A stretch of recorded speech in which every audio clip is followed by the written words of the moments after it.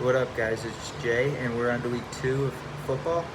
So Steelers get the win week 1 against the Cincinnati Bengals as the 6.5-point underdogs.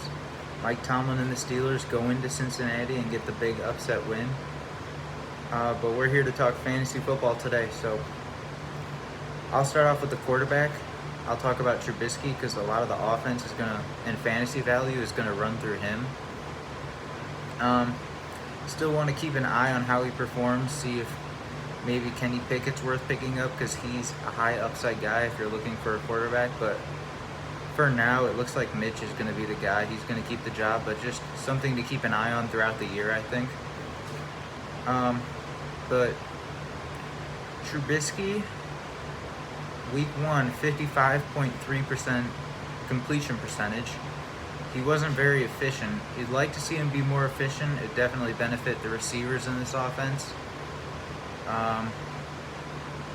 Wouldn't start him this week against the Patriots. I don't think it's a great matchup.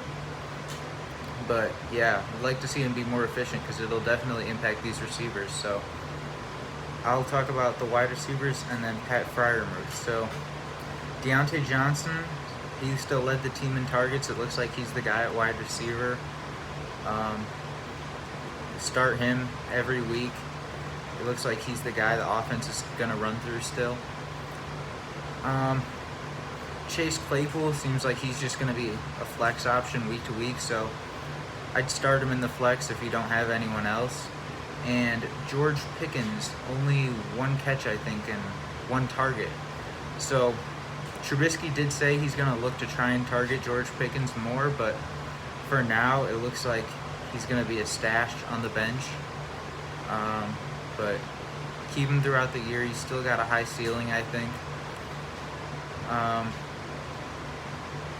Pat Freiermuth, he leads the team in receiving yards after week 1. I think they're going to continue to target him. He's going to see more targets in the red zone. He had 10 points and a half PPR in week 1.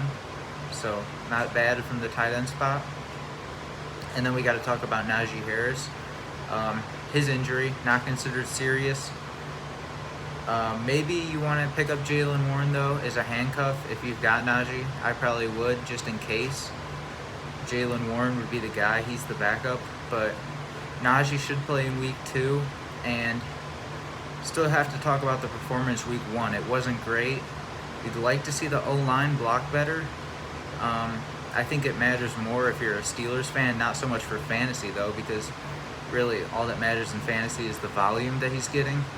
He's still a workhorse back for the Pittsburgh Steelers, so obviously you're going to be starting him all year, and it's going to be a bit of a tough matchup against the Patriots, I think, but he's still going to get a lot of touches, so definitely start him.